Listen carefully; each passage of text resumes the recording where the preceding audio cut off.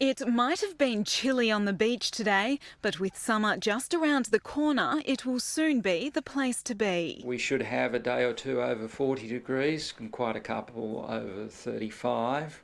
The Bureau's seasonal forecast is predicting heat waves and hotter than average temperatures through to February. The daytimes are 3 times more likely to be warmer than normal. And after the recent cool, wet summers, Victorians are already counting down to December. It would be nice to have a warm summer. I think we have had a few cool ones.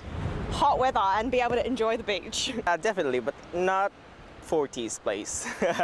But not everyone is laughing.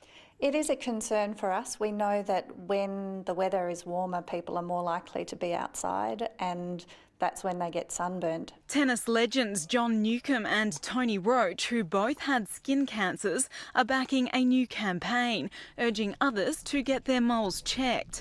Newcombe's ordeal 2 years ago saw him undergo extensive facial surgery. Have regular checks and don't think that you're getting away with it. I've been lucky. Nationwide, 2 men over 45 die of melanoma every day. Holly Little, 10 News.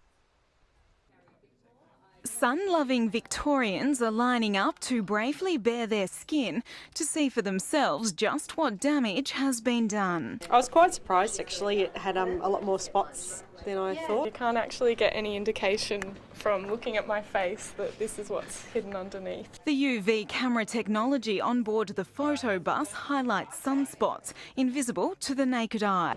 Your score today is 47, so that's just a little bit below average. The free tests on offer at Federation Square are part of a travelling campaign to prevent sun damage. Ten's own Carrie Bickmore among those getting on board. But there was damage there? Yeah, a lot of damage. Someone is diagnosed with skin cancer almost every minute in Australia, and someone dies every 8 hours. So we are the gold medalists as far as skin cancer goes. To help prevent future damage, the federal government has given 50+ sunscreen the green light. We had all of the testing in place to ensure that they did what they said they were going to do and that they were safe and effective to use. 30+ sunscreen blocks 96.7% of ultraviolet rays. 50+ blocks 98%. But it must be applied properly to better protect your skin. The key thing, however, is the sunscreen is only as good as the person who applies it. Consumers can expect to pay a little more for the higher spectrum product. Holly Little, 10 News. 16-month-old Aiden Bianco hadn't slept properly since he was born, but now he's sleeping like a baby. His mother Stacey attributing the turnaround to the Rockabub mobile phone app. I feel better, I feel alive, getting some sleep, and Aiden's also a lot happier. Nurses Helen Stevens and Cindy Davenport have crammed their books and DVDs into the NAP app to help under-3s get their rest. We can see babies having emotions, we can see what their brains do. So we know that they respond really well to being cared for. The step-by-step guide getting youngsters to sleep all night, encouraging nurturing techniques without the tears. And those steps are governed by what the baby does. So when the baby's doing a particular thing, you can go to those steps and have a look to see what might be appropriate for your baby. Parents have often tried a number of things.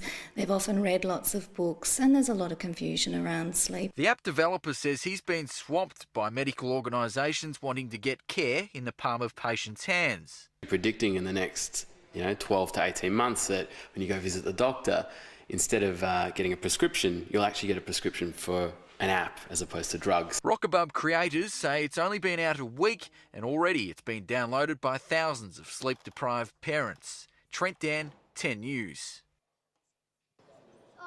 5-year-old Joel McLean still bears the sizable scars from being run over by the family's ride-on mower.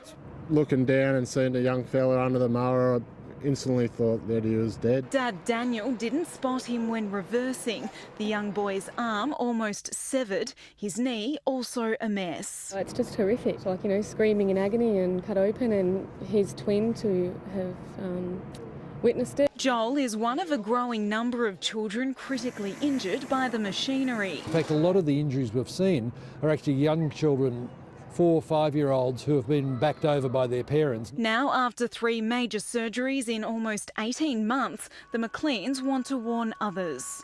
You don't think it's going to happen to you, and then it does, and you sort of look back on it and go, how could I even let me kids be outside while the mower is even on? With ride-on mowers becoming more affordable, injuries involving children have tripled.